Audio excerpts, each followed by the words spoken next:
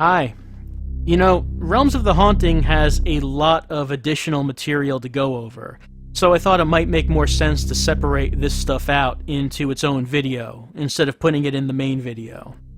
I don't know if each of the videos are going to need a supplement like this, but part 1 definitely does, because we need to go over how the game is controlled.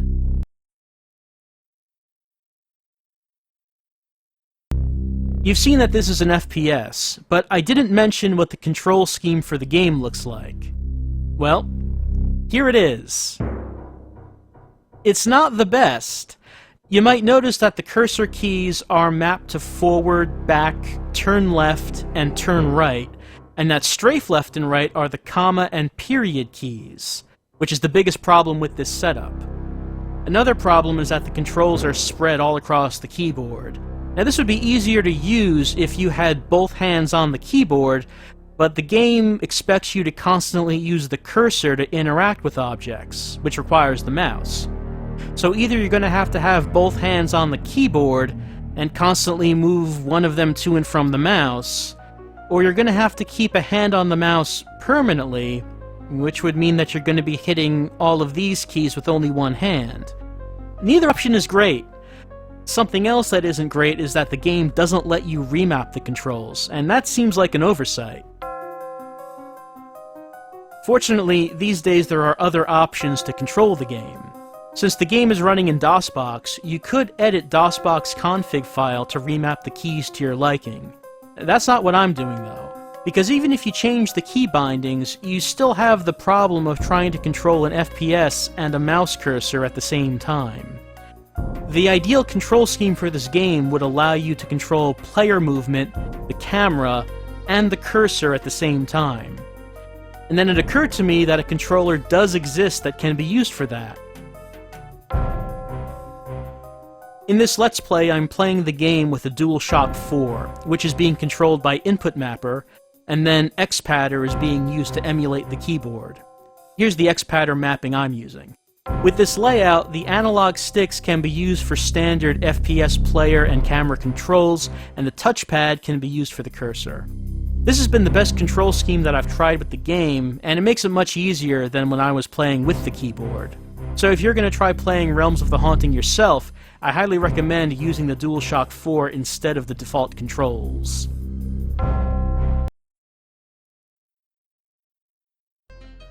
I mentioned before that there are a lot of documents that we're going to be able to pick up and read in this game. We didn't pick up many in this first video, but as we go forward, there's going to be a bunch.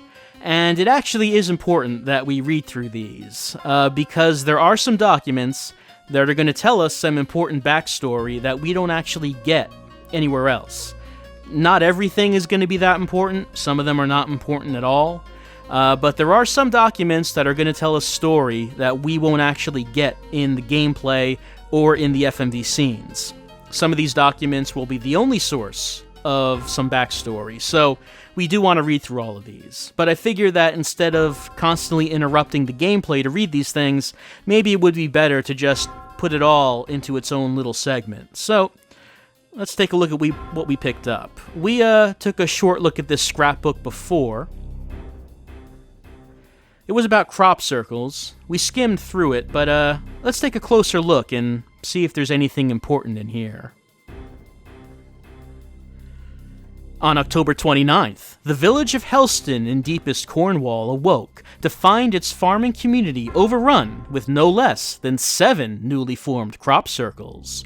A team of self-confessed experts from Wiltshire arrived at Helston yesterday shortly after receiving an invitation from the council to initiate a psychic investigation.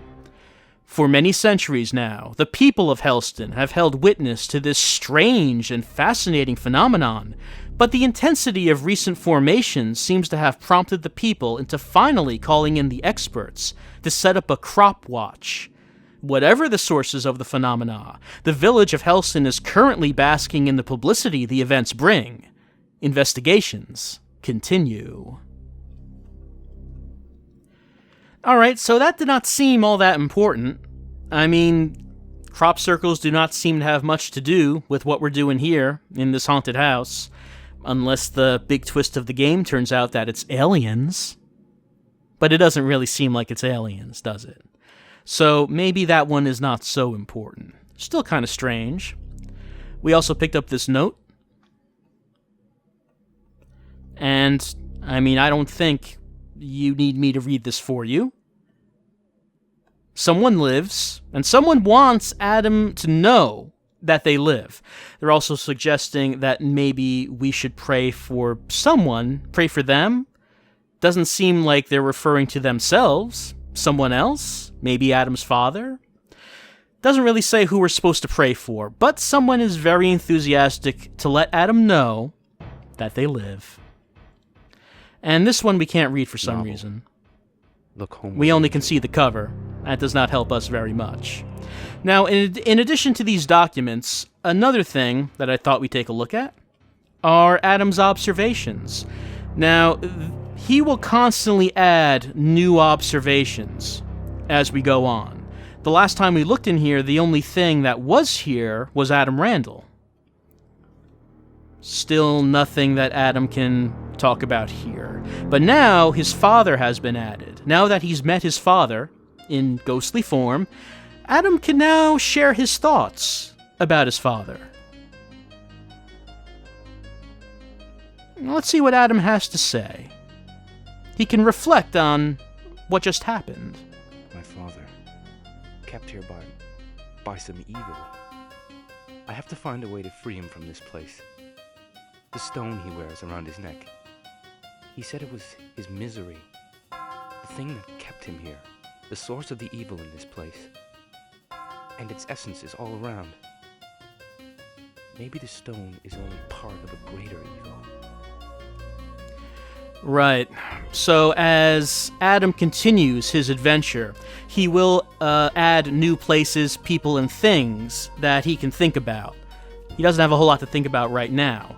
But he did bring up something interesting, that Adam's father was wearing some kind of green stone around his neck.